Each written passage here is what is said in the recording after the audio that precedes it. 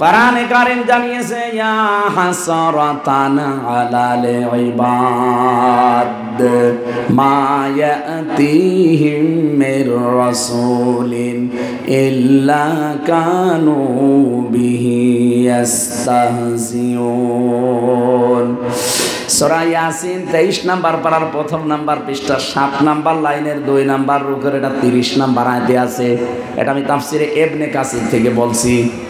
আল্লাহ পাক বলেন আমার আফসোস লাগে, আমার আফসোস, আমার আক্ষেপ, দুনিয়ায় এমন কোন নবী রাসূল পাঠালাম না যার সাথে সমসাময়িক মানুষেরা ঠাট্টা করে নাই, বিদ্রুপ করে নাই। বলেন তো নবীদের চরিত্র কি খারাপ ছিল? বলেন বলেন, কেন তাদের সাথে ঠাট্টা বিদ্রুপ করেছে? একটাই কারণ, তারা তাদের জ্ঞান অনুযায়ী, যোগ্যতা অনুযায়ী কাজ করতে গেছে। আজ দুনিয়াতে সত্যি যারা ওই যে আদম নবীর পাওয়া থেকে যে জ্ঞান, পরিচিত জ্ঞান, এই জ্ঞানের উপরে সত্যি যারা আমাজ টিকে থাকতে চাবে, আমল করতে চাবে, কাজ করতে চাবে, দেখবেন তাদের মর্যাদা সম্মান নিয়ে অনেকে টানাটানি করবে। কিন্তু তাদের ভেতরে মহব্বত সৃষ্টির ভেতরে আল্লাহ নিজে তৈরি করে দেবে। আমি আল্লামা সাঈদীর নাম বলছি, বহু চেষ্টা চালিয়েছে তাকে কালার করার জন্যে। কিছু শয়তান লোক ছাড়া সবাই তাকে ভালোবাসে। মাঝে মাঝে আমি দেখতাম জেল থেকে যখন নিয়েছি, তো আমার আগে থাকতো উনি পিছন ভ্যানে 1-1.5 কিলোমিটার 2 কিলোমিটার মানুষ দৌড়াতো, মহিলারা, হুজুর কোনো ভয় নেই, আপনার আফসোস করবেন না, ও জালেমদের কোনো কথা আমরা বিশ্বাস করি না। অথচ পুলিশ পেছনে পেছনে আছে, পুলিশের ভয় থাকার পরও তারা নির্দ্বিধায় আমাদেরকে শোনাতো, কোনো চিন্তা নেই।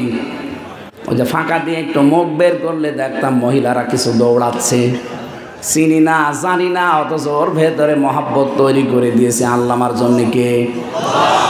ইন্নাল্লাযীনা আমানু ওয়া আমিলুস সালিহাতি সায়াজআলু লাহুমুর রাহমানু ওয়াদ্দা। সূরা মারিয়াম 96 নাম্বার আয়াত 16 নাম্বার পারার 11 নাম্বার পৃষ্ঠার প্রথম নাম্বার লাইনে আছে। যত তাফসীর আমি আয়াতের সাথে মিলিয়েছি, প্রত্যেক মুফাসসির আয়াতে বাংলা একই কথা লিখেছেন। প্রায় 42টা মিলিয়েছিলাম ভার্সিটি থাকাকালীন এই যে বোদ্ধা শব্দটা নিয়ে। আল্লাহ জানিয়েছেন সত্যি যারা ঈমান এনেছে, নোয়াখালীবাসী, নোয়াখালী না এটা, এদিকে তাকান। আল্লাহ পুরা কোরআনে যেখানেই দেখবেন ঈমানের কথা জানিয়েছে, সেখানে ঈমান পেয়েছে এ কথা বলেননি? প্রত্যেক জায়গায় তিনি বলেছে যারা ঈমান। এই ক্লাস চলছে না? 1 2 ছেলে ফেলে জবাব দিয়ে দিয়েছে। এইভাবে জবাব দেবেন যদি বুঝে থাকেন, আর না বুঝলে চুপ করে থাকবেন। কোরআনে ঈমান কেন্দ্রিক যত কথা আছে, এটা প্রায় 903 জায়গায় পাবেন পুরা কোরআন শরীফে। প্রত্যেকটা জায়গায় ডাইরেক্ট হোক ইনডাইরেক্ট হোক, প্রত্যেক জায়গায় আল্লাহ আমাদেরকে ডাক দিয়েছেন যারা ঈমান এনেছেন না ঈমান পেয়েছেন। এবার আপনি নিজের দিকে তাকিয়ে বলেন তো, আপনি কি ঈমান এনেছেন না ঈমান পেয়েছেন? না না, ঈমান এনেছেন কবে? আপনি ঈমান পেয়েছেন। আপনার মা বাবা পূর্বপুরুষ যারা মুসলমান ছিল তাদের পক্ষে এসেছেন, ঘরে এসেছেন, এর জন্য আপনি ঈমানদার। কোনোদিন ঈমান এনেছেন না। হয়তো ছোটবেলায় আরবি পড়তাম, মক্তবে, এখানে মাদ্রাসার উদ্যোগে মনে হয় মাহফিল, এখানেও দেখবেন কায়দার পেছনে লেখা আছে এটা আমানতু বিল্লাহি কামা হুয়া বিআসমাইহি ওয়া সিফাতিহি ওয়া ক্বাবিলতু জামিয়া আহকামিহি ওয়া আরকানিহি। 5টা বিষয়, এই 5টার স্বীকৃতি দেওয়া লাগে, তারপর আপনি ঈমান এনেছেন বলে গণ্য হবেন। আমরা যারা এখানে আছি আমরা ঈমান আনি নাই, ঈমান পেয়েছি। বলেন ঈমান পেয়েছি। তো 5টা বিষয় এখন যদি বলি আপনি একটার ভেতরও টিকবেন না। অথচ ছোটবেলায় ওইটা আগে পড়িয়েছে, আলিফ বা তাসা পড়ানোর পরে দেখি ওইটা মুখস্থ করা তো আগে। ওই সময় ছোট ছিলাম, বুঝি না, এখন দেখি সবই ওর ভেতরে। আমানতু বিল্লাহ, আমি ঈমান আনলাম এমন আল্লাহর উপরে, না আমি ঈমান পেলাম এমন আল্লাহর উপরে। আমি এমন আল্লাহর উপরে ঈমান আনলাম কামা হুয়া, যার অস্তিত্ব আছে, বিআসমাইহি যার নাম আছে, ও সিফাতিহি যার গুণাগুণ আছে, আকাবিলতু জামিয়া আমি তার যত কিছু আছে আমি সব কবুল করে নিলাম, স্বীকার করে নিলাম, মেনে নিলাম। আহকামিহি ওয়া আরকানিহি, এখানে আহকাম হুকুমের বহু বচন আহকাম, আর রকনের বহু বচন আরকান। যত হুকুম তিনি আমার জন্য দিয়েছেন, যত খুঁটি আমার জন্য আছে, সব আমি শক্ত করে ধরলাম। ইসলামের খুঁটি কয়টা বলেন তো? আরো জোরে বলেন। আপনি কায়দায় সেই ছোটবেলায় স্যার পর্যন্ত পড়েছে, আমরা কিন্তু শুধু পড়ে শেষ, এগুলো বাস্তবে বাস্তবায়নের কোনো পক্ষে আমরা নেই। এই জন্য আমরা ঈমান পেয়েছি, আর সাহাবা একরাম ঈমান এনেছিলেন। এবার আমার প্রশ্ন কোরআনে কারীম থেকে, ঈমান যদি কেউ আনতে চায়, তার প্রথম একটা কাজ আল্লাহ দিয়েছেন। নোয়াখালীবাসী ঈমান এনেছি বললে হবে না, ঈমান আনার আগে একটা কাজ আছে, ওটা হচ্ছে তাগুত ছেড়ে দেওয়া। নিজে নিজের জায়গা থেকে ভাবেন তো, আপনি কি ঈমান এনেছেন তাগুত সহকারে না তাগুত ছেড়ে দিয়ে? আগস্টের 5 তারিখের আগে একটা জরিপ পেয়েছিলাম আল জাজিরার। ওনারা জানাচ্ছিল বাংলাদেশে 100 জনের মাত্র 15 জন চায় যে দেশে কোরআনের আইন চালু হোক। 100 জনের মাত্র 15 জন। আগস্টের 5 তারিখের 3 দিন আগের রিপোর্ট একটা, মাত্র এই 3.5 মাসের ব্যবধানে এই দেশে এখন 100 জনের 58 জন মানুষ চাচ্ছে দেশে কোরআনের আইন চালু। অনেক হিন্দু পর্যন্ত বলছে না কোরআন আসলে আমরা নিরাপদ থাকবো, তারা দেখছে তারা এখন। এবার বাস্তবে বলেন তো, ঈমান আনতে হলে যেটা ত্যাগ করা লাগে তার নাম তাগুত। কোরআনে কারীম জানিয়েছে, ফামাই ইয়াকফুর বিত-তাগুতি ওয়া ইউমিন বিল্লাহ। সূরা বাকারা 3 নাম্বার পারা 1ম নাম্বার পৃষ্ঠা 13 নাম্বার লাইনের 256 নাম্বার আয়াতের মাঝের অংশে আছে, কে যদি ঈমান আনতে চায় আল্লাহ বলেন ওকে দায়িত্ব দিলাম ও যেন তাগুত ছেড়ে দেয়। কি ছাড়ে? তাগুত ছেড়ে দিয়ে যদি ঈমানের দাবি করে, ফাকাদ ইসতামসাকা বিল উরওয়াতিল ওয়াসকা, সে এমন একটা মজবুত খুঁটি, একটা রশি ধারণ করবে, লাং ফিসাম আলাহা, জীবনও ছেড়ে যাবে না। এবার আয়াতটা বাংলাদেশের সাথে মিলান। এদেশে যারা তাগুত ছেড়ে দিয়ে ঈমান আনে, তাদেরকে আপনি যতই জুলুম অত্যাচার করেন তার ঈমান থেকে টলাতে পারবেন না। এই কথা বলছেন না কেন? ডক্টর শফিকুল ইসলাম মাসুদ আমার আগের রিমান্ডে ছিল, যে অফিসার তাকে পিটিয়েছে এসে নিজে আমাকেও নিয়ে গিয়েছিল ওই ঘরে। বলছে এখানে মাসুদকে আমরা একেবারে ফুটবলের মতো লাথি দিয়েছি।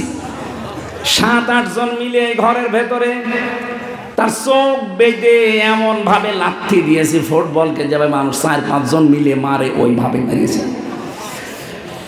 এত অত্যাচার জুলুম গেল। দেলাওয়ার ভাইয়ের কথাও বলছিল যে দেলাওয়ারকে আমরা এই তার গরম করে লজ্জাস্থানে ঢুকিয়েছি। ওরা ঈমান এনেছিল তাগুত ছেড়ে দিয়ে, এজন্য টলাতে পারেনি। 57 দিন রিমান্ড দিয়েছে। বাংলাদেশের ইতিহাসে এই বেশি। এত কিছু করার পরও তার ঈমান থেকে মানুষ টলাতে পারেনি। অথচ এই দেশে 15.5 বছরে কত বড় বড় ইমাম সাহেব পর্যন্ত ঈমান হারিয়ে ফেলেছে, কারণ তারা ঈমান এনেছে তাগুত ছেড়ে না দিয়ে। জাতীয় মসজিদের ইমাম পর্যন্ত পালিয়ে গেছে, ঈমানই ছিল না, অথচ ইমামতি করত। কি কথা বলছে না কেন? আরে ভাই, ঈমান আনতে হলে আগে তাগুত ছেড়ে দেওয়া লাগবে। সে নিজে নৌকা মার্কা নিয়ে দাঁড়াতো, তার ঈমান থাকে কি করে? আমি তো বাস্তব কথা বলছি। আপনি একটা কথা কেউ 5 কাটিয়ে যেতে পারবেন না। বলেন তো, যে লোকটা নৌকা মার্কা নিয়ে দাঁড়াতে পারে ওর ঈমান আনা হয়েছে? এত বড় একটা জালেমা মহিলাকে সে নাম দিয়ে দিল কওমি জননী। আমার সাথে 76 জন আলেম ছিল জেলখানায়। ওরা সবাই ওই দিন সি আস্তাগফিরুল্লাহ করল কি এই কথা বলে বদদোয়া করছিল যে লোকটা আমাদেরকে ডুবিয়ে দিল একেবারে। নিজের একটা স্বার্থের কারণে জাতীয় মসজিদের ইমাম হওয়ার জন্য আপনি জালেমা মহিলাকে নিজেও জানেন যে জুলুম করছে, আপনি নিজেও জানেন যে এই লোকটার কারণে ইলিয়াস আলীর মেয়ে বুকের ভেতরে নিয়ে যেভাবে মায়া কান্না করছিল, তখনও জানতো যে ইলিয়াস আলী বেঁচে আছে। আমি আয়না ঘরে ছিলাম 10 দিন, প্রথম ওই মিনিটায়, বড়টাই না, মাঝে মাঝে দেখতাম পিটা তো মানুষকে রাতের বেলা, কান্নার আওয়াজ এত বেশি আসতো, দু এক সময় তো এক জায়গায় করে দিত। বলতাম কি, বলছে আমাকে খুব পিটিয়েছে।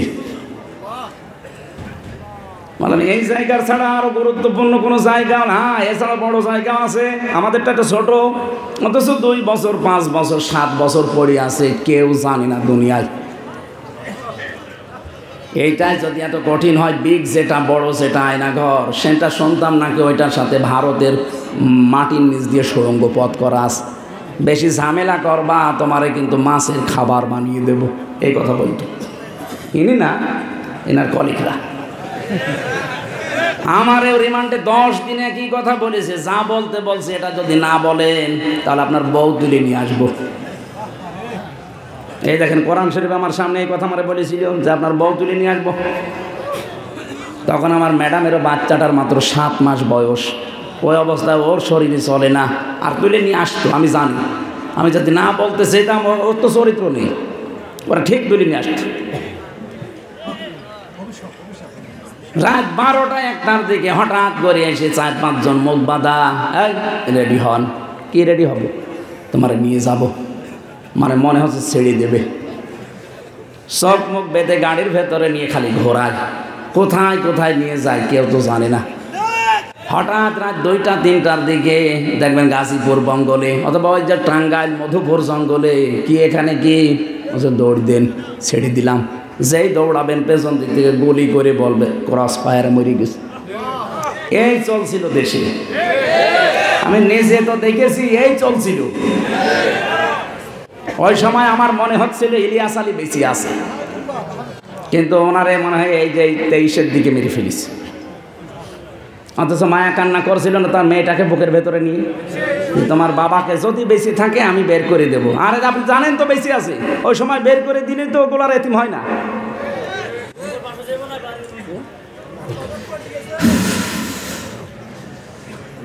একটা মানুষ জানে না তার নাম কি, ওরা জিজ্ঞাসা করে ভাই আপনার নাম কি, মুখের দিকে তাকিয়ে থাকে। কারণ 8 বছর 10 বছর 14 বছর লোকটা আছে, জানেই না যে আমি আছি কিনা।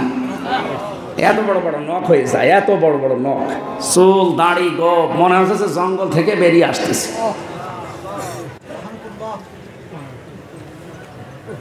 কেউ কেউ দেখতাম নখ দিয়ে ওই যে দেওয়ালের সাথে খুশিয়ে খুশিয়ে ভাঙ্গা ভাঙ্গা অক্ষরে লিখে রাখতো, ভাই যদি বাইরে যেতে পারেন এই নাম্বারটা জানাবেন যে আমি বেঁচে আছি। সকালবেলা কয়টা পচা ছোলা দিয়ে যেত, পারলে খান না পারলে ফেলে দিন। সকালবেলা, দুপুরবেলা দিত 1 মোট ভাত, মনে হচ্ছে কেউ মাখিয়ে দিয়েছে। মুফতি ফখরুল ভাই নোয়াখালীর সন্তান, এই যে হাতিয়ায় বাড়ি, আমার সাথে ছেলে ছিল শেষে 3 বছর। আমার মাঝে মাঝে দেখতাম এবার 60 হয়ে শুয়ে আছে, হাত পা ছেড়ে দিয়ে, এমনি তো এদিকে 3.5 হাত, এদিকে 1.5 হাত, এতটুকু ঘর। কি হয়েছে ভাই এইভাবে থাকেন? হামজা তুমি তো জানো না আমারে কি করেছিল, আমারে নিয়ে পায়ের ভেতর দেভাবে হাত দিয়েছে, সামনে যে লোহার ব্যারিকেড দেওয়া ওর সাথে হাত লাগিয়ে তালা লাগিয়ে দিয়েছে। আরে 1 মিনিট 5 মিনিট 10 মিনিট না, বছরের পর বছর ওইভাবে আমি বসে আছি। 1-1.5 মিনিট সময় দিত টয়লেট করার জন্য, 1-1.5 মিনিট। বলেন তো একটা মানুষ এভাবে কয়দিন থাকতে পারবেন আপনি? আর এখনো পর্যন্ত দেখি অনেকে জালেমের পক্ষে সাফাই গায়, স্ট্যাটাস দেয় যে কি করেছে বুবু আমার পালিয়ে যাওয়া লাগলো। তোমার সাথে তো করেনি, তোমার বাবারে যদি 14 বছর আটকিয়ে রাখতো আয়না ঘরে, তখন টের পেতি।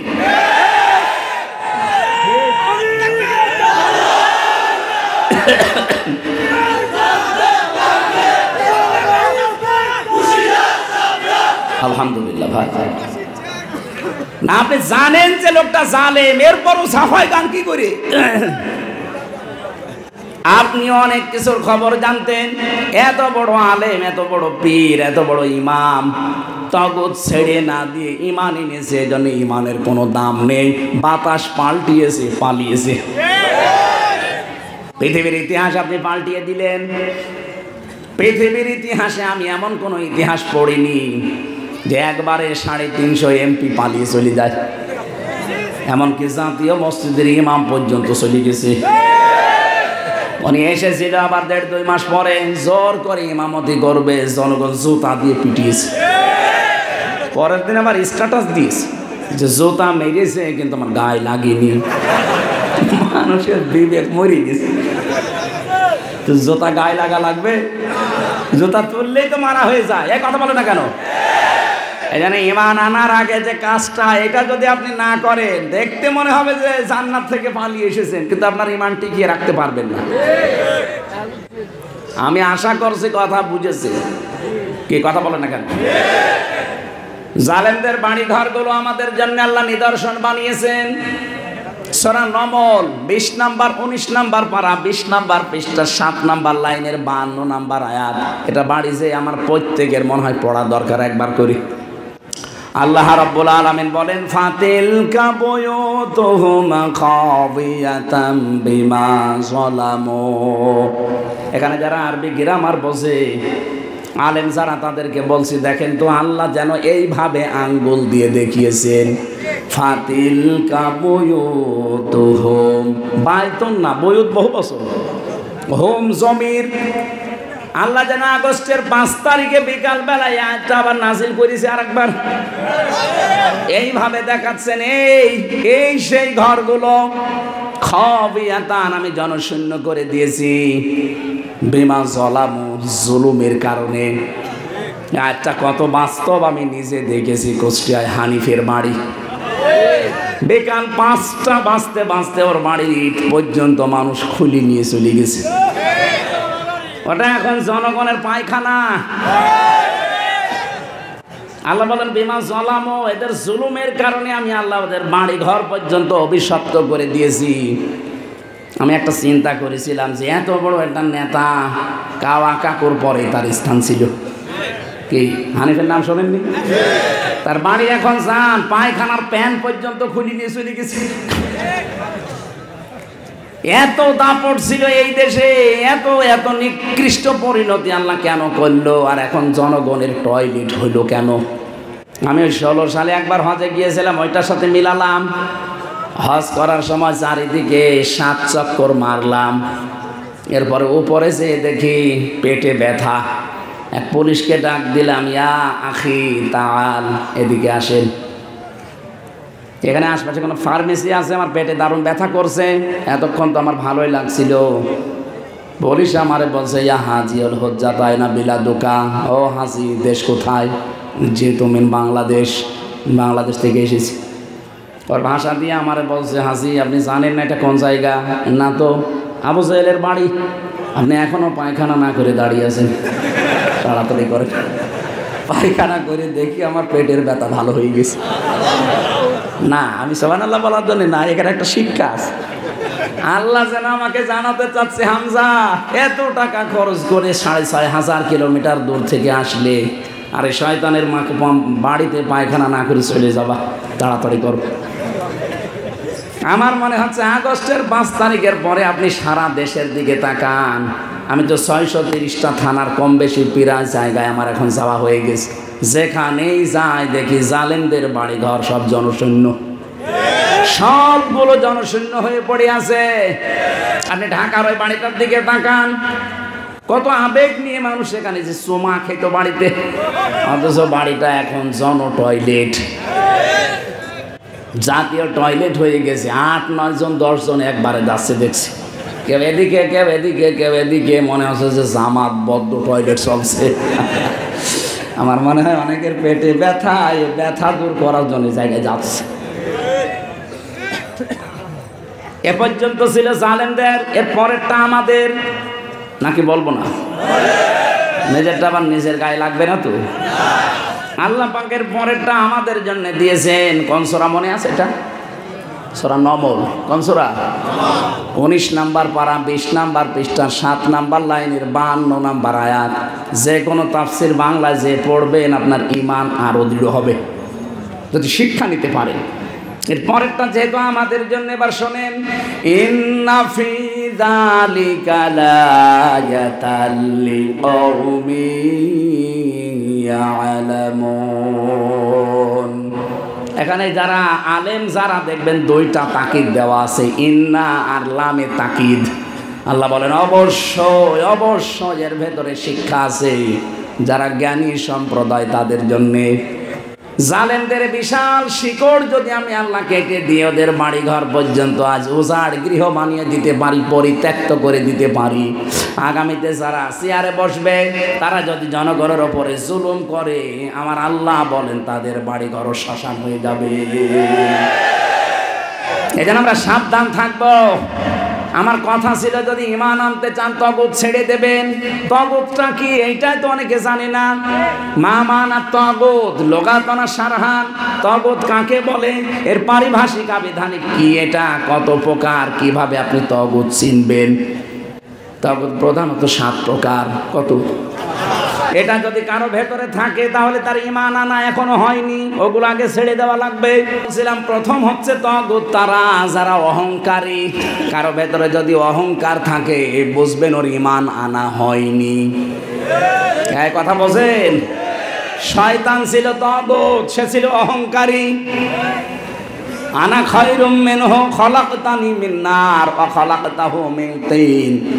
আল্লাহ বলেছিলেন সেজদা দাও, ও বলেছিল না আমাকে তুমি আগুন দিয়ে বানিয়েছো, এটা মাটি দিয়ে বানিয়েছো। এটা আমিত্ব প্রকাশ করা, নিজে অহংকার করা, একের ছাড়া অন্যকে নিজে ভালো মনে করা, এটা হচ্ছে শয়তানের স্বভাব। যাদের ভেতরে এই দোষ আছে বুঝবেন আপনি আর মানুষ নেই, আপনি শয়তান হয়ে গেছেন। কথা বুঝতেছেন? 2 নম্বরে যারা অশ্লীলতা ছড়ায়, নিজেদের গোপন অঙ্গগুলো যারা সৃষ্টি জগৎকে দেখিয়ে আরো শান্তি পায়, বুঝবেন ওটা একেবারে টাটকা নির্ভেজাল শয়তান। এই বাংলাদেশে বহু মানুষ আছে যেটা নিজেকে দেখানো দরকার, নিজে ঢেকে রাখা দরকার, ওইটা আরো মানুষকে উন্মুক্ত করে দেখায়। কত মানুষ আছে নিজের বউ যদি সুন্দর হয় ও আর দিশায় পায় না, করবে কি, আরো পার্লারে ভালো করে সাজায়, মোটর সাইকেলের পেছনে নিয়ে বাজারে ঘরে আর মানুষকে দেখায় যে জিনিস আমার আছে। তো জিনিস আছে, আমি কি করবো? এটা লজ্জা থাকা দরকার না? আপনার স্ত্রীর সৌন্দর্য আপনার জন্যে, ওটা মানুষকে বিলিয়ে দেখানোর জন্য না। এটা যদি দেখানোর সম্পদ হতো, আমাদের আদম নবী আলাইহিস সালাম তার স্ত্রী এই পৃথিবীতে বিশ্ব সুন্দরী ছিল 1 নম্বরে, হযরত হাওয়া আলাইহিস সালাম। তার চেহারার কাটিং আল্লাহ নিজের হাত দিয়ে বানিয়েছিলেন। এত সুন্দর করে পৃথিবীতে কোনো মহিলাকে আল্লাহ বানাননি, কিয়ামত পর্যন্ত বানাবেও না। কিভাবে বানিয়েছিলেন হযরতে আদম, আমি তাফসিরে পড়েছি, উনি ঘুম থেকে উঠে দেখলেন ডান দিকে বসে আছে হযরতে হাওয়া। উনি দেখলেন, দেখার পরে ধরতে গেলেন। আল্লাহ পাক বলেন দেখাও যাবে না, ধরাও যাবে না। হযরতে আদম বলেছিলেন আল্লাহ দেখা যাবে, ধরা যাবে, কোন কায়দা আছে সেটা বলেন, বিয়ে করা লাগবে। আমি রাজি আছি। যে রাজি হলে হবে না, দেন মোহর দেওয়া লাগবে। তাহলে এখান থেকে মাসলা বের হয়, বিয়ে করতে হলে দেন মোহর শর্ত। সে একেবারে প্রথম দিন থেকে চলে আসতেছে, ওয়াতুহুন্না উজুরাহুন্না ফারিদা, দেন মোহর দেওয়া নফল না ফরজ? যারা বিয়ে করেছেন দিয়েছেন, যদি বাকি থাকে মরণের আগে দিয়ে দেবেন। ওই মরে গেলে তখন আমি যে বলবো যে দেন মোহর বাকি আছে, ও মহিলা মাফ করে দিও, জীবনও মাফ হবে না। আর মেয়েরা যদি কোনো জিনিস পায় ও যে মাফ করে, আমার মনে হয় না। কারণ আমার ম্যাডামকে আমি দেখেছি 200 টাকা যদি ধার করি 10 বার দেওয়ার পর শোধ হয় না। যখনই মনে হয় বলে সে টাকা আরে কয়বার দেবো, 500 টাকা নিয়ে তো 10 বার দেওয়া হয়ে গেছে, তারপরে মনে হলে টাকা চাই।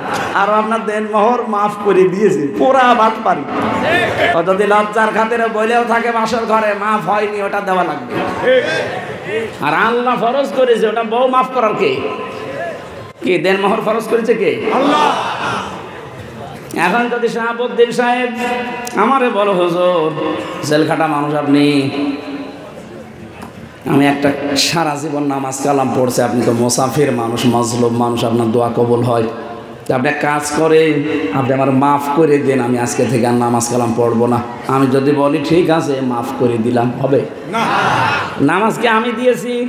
কে দিয়েছে? নামাজও আল্লাহ দিয়েছে, উনি মাফ করা লাগবে। দেন মোহরও আল্লাহ দিয়েছে, উনি মাফ করা লাগবে। আপনি মাফ করছেন কোন কারণে?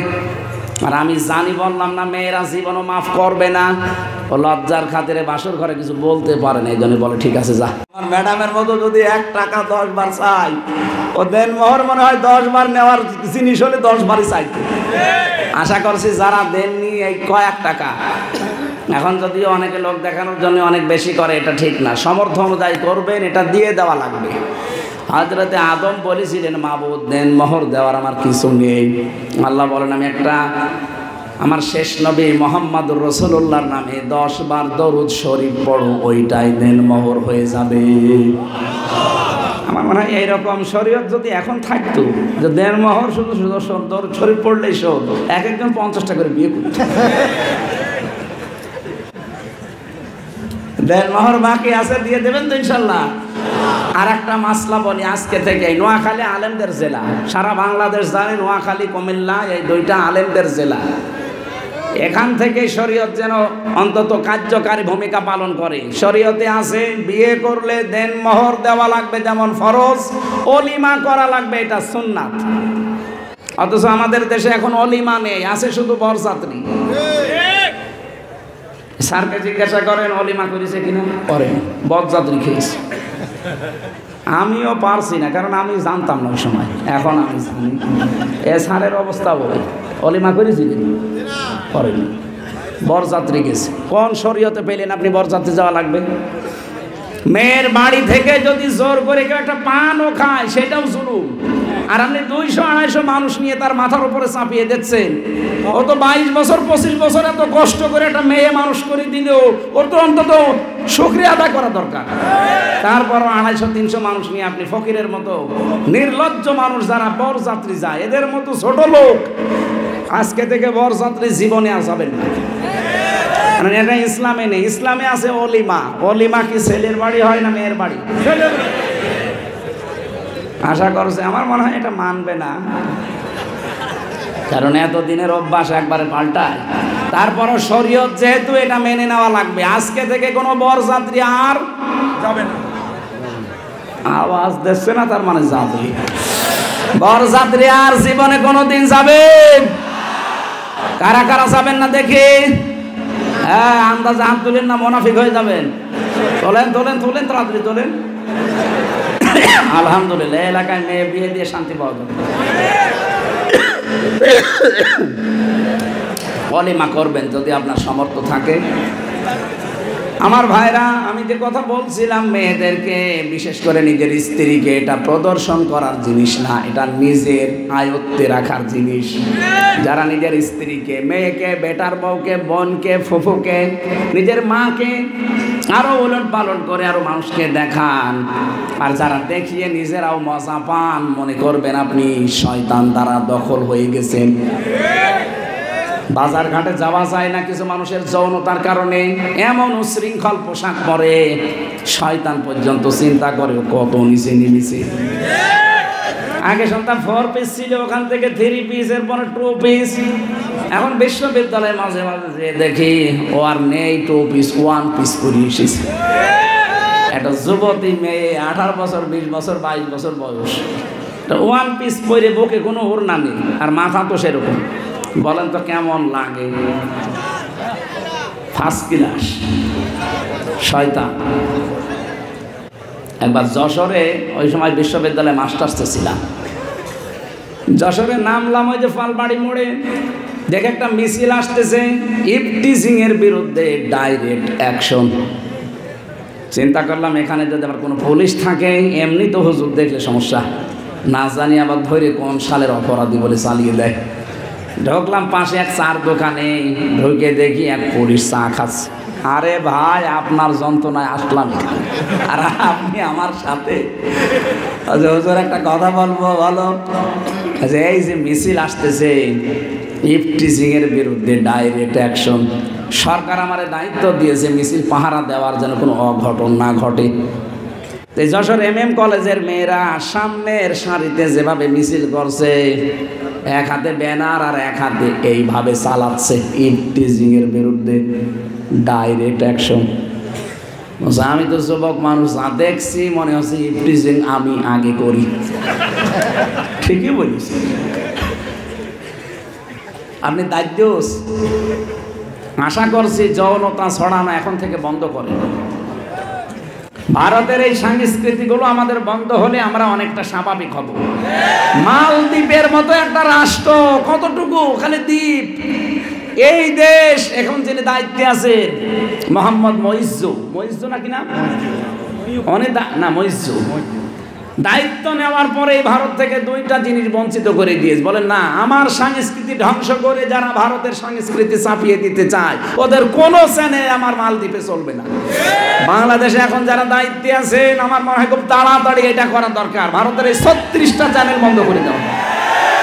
ওদের চ্যানেলে কোন শিক্ষা আছে? শুধু পরকীয়া প্রেম আর মানুষের সংসার ভাঙা ছাড়া কিচ্ছু। মমতা ব্যানার্জি স্বীকার করেছে না, যেখানে খালি তালাতালি করা হয়, বউ শাশুড়ির দ্বন্দ্ব লাগানো হয় আর পরকীয়া প্রেম শেখানো হয়। ওইটা শিখতে শিখতে এখন বাংলাদেশের দিকে তাকান, প্রতিদিন দুইটা ছেলে মেয়ের মা চলে যাচ্ছে আরেকজনের সাথে আল্লাহর রাস্তায়। এটা আল্লাহর রাস্তা? কুষ্টিয়ায় আর 7 দিনের ভেতরে আমি এই যে দেখছি প্রায় 11 থেকে 12 জন মহিলা, একটা ছেলে আছে মেয়ে আছে, স্বামী বাদ দিয়ে চলে এসেছে আরেকজনের কাছে, না আমি অনশন করব, আমার বিয়ে করা লাগবে, আমি সব আপনাকে দিয়ে দিয়েছি। এখন পুলিশই কি করবে? ওকে ধরে রাখার জিনিস।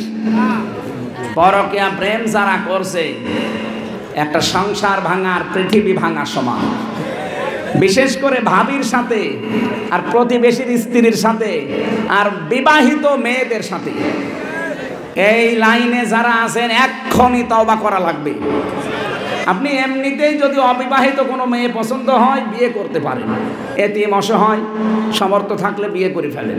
অথবা কোনো মহিলা যদি বিধবা হয়, স্বামী পরিত্যক্তা হয়, স্বামী মরে গেছে, স্বামী পরিত্যক্তা, এরকম মহিলা যদি অসহায় পান, সামর্থ্য থাকলে বিয়ে করে নেবেন। কিন্তু লাইন করা যাবে না। যারা এই লাইন করে করে একেবারে সব কিছু শেষ করে দিয়ে এখন আপনি আস্তাগফিরুল্লাহ পড়ছেন ওই ওসির মতো হবে। আর এটা থেকে মুক্তি পাওয়ার জন্য 2টা ঔষধ আছে। আপনাদের সময় বেশি হয়ে গেল মনে হয়, রায় তো হয়ে গেছে। কোরআনে কারিমের সূরা নূর 18 নম্বর পারা 12 নম্বর পৃষ্ঠা 8 নম্বর লাইনের 30 নম্বর আয়াতটা বাড়ি যেয়ে পড়বেন। 2টা ঔষধ আল্লাহ দিয়েছেন।